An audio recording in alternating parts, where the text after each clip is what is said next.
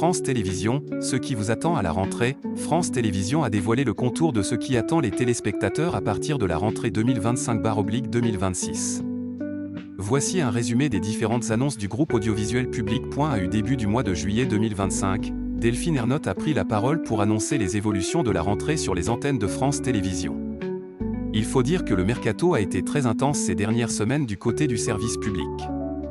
De nombreuses modifications attendent les téléspectateurs la saison prochaine. Les changements majeurs se trouvent du côté de l'information, à commencer par Télématin. La matinale emblématique de France 2 change d'incarnation à partir de la rentrée prochaine. Exit Flavie Flament et Julien Arnaud, partis vers d'autres horizons. Damien Thévenot et Maya Loquet seront alors l'étendard de ce programme, eux qui étaient déjà au rendez-vous de la matinale le week-end. Pour les remplacer, la direction de l'information a donc choisi Mélanie Taravant et Samuel Olivier. Léa Salamé entre dans l'arène. Si Julien Arnaud a choisi de quitter le service public pour BFM TV, Flavie Flament reste sur France Télévisions. Elle sera l'incarnation du magazine en France, un rendez-vous des régions diffusé du lundi au jeudi sur France 3 à la mi-journée. Quid de météo à la carte? Alexandre Cara, le directeur de l'information du groupe, a affirmé qu'elle ne sera pas passée à la trappe. Ça va être juste une question de grille, a-t-il évoqué. Le journal de 20h change lui aussi d'incarnation. Après 8 ans, Anne-Sophie Lapix a été évincée pour laisser la place à Léa Salamé.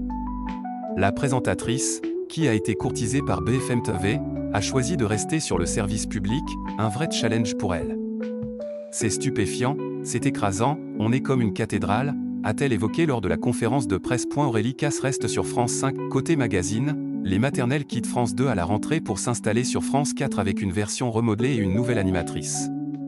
Agathe Le Caron, son ancienne animatrice, sera toujours à l'antenne de la chaîne publique juste après Télématin avec une nouvelle quotidienne intitulée Belle et Bien Ensemble. Aurélie Casse quitte, quant à elle, c'est l'hebdo, mais elle sera l'incarnation de C'est dans l'air les vendredis et samedis.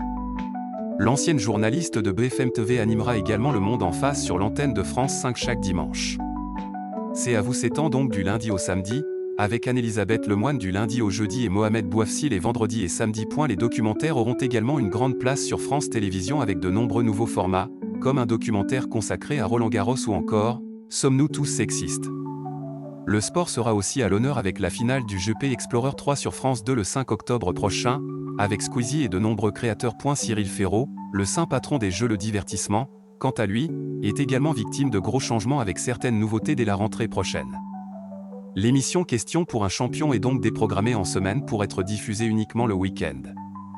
Slam et Duel en famille vont donc changer d'horaire à la rentrée, mais d'autres émissions verront, quant à elles, le jour au cours de la saison. Annoncé depuis plusieurs mois, le jeu L'Anneau sera proposé au cours de la saison hivernale avec Laurent Luyat à sa tête.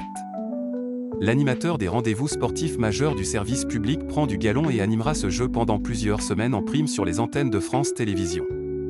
Mais son acolyte de toujours et ami fidèle, Cyril Ferraud, va prendre les commandes d'un nouveau jeu baptisé l'Intuition, qui sera le plus proche. Les jeux seront réduits cette saison en quotidienne.